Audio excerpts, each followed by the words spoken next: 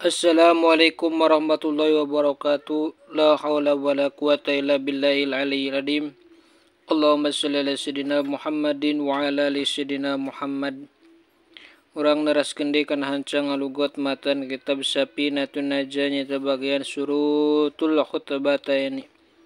Bismillahirrahmanirrahim. Paslun ari ieu teh hiji pasal surutul khutbataini ari pirang-pirang syarat khutbah dua. Asyaratun eta aya 10. Atuharatu tegasna kahiji suci anil hadasaini tina hadas dua. Al asgori tegasna hadas leutik wal akbari jeung hadas gede. Nomor kahiji tina syarat khutbah dua teh khutbah Jumat nyata urang teh lamun rek khutbah teh kudu suci tina hadas leutik boh hadas anu gede.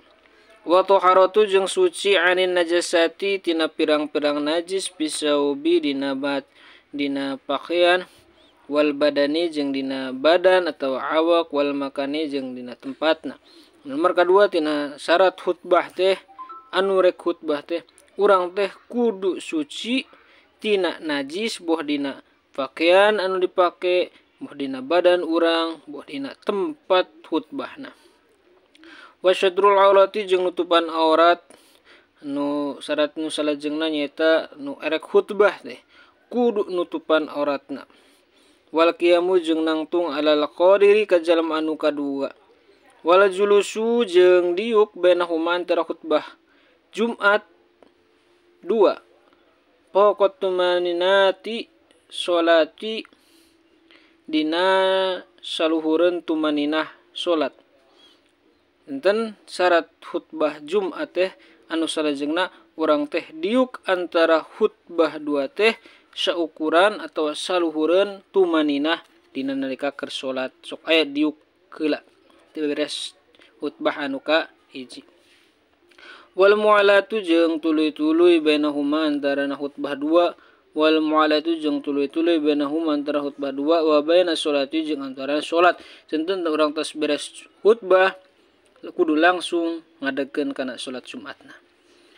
Wa antakuna jeung yen bukti khutbah teh bil arabiyati eta ku bahasa Arab.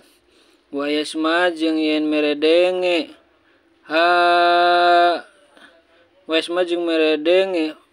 khatib hakana itu khutbah arba'ina ka 40.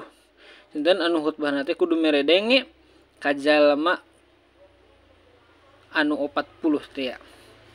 Wa antakuna jeung yen bukti khutbah teh kuluha tegasna sakabehna khutbah pi waqti duhri eta dina waktu duhur. Janten khutbah teh kudu dagarna dina waktu duhur. Sakitu wae hapunten tina kasalahanana wallahu alam. Wassalamualaikum warahmatullahi wabarakatuh.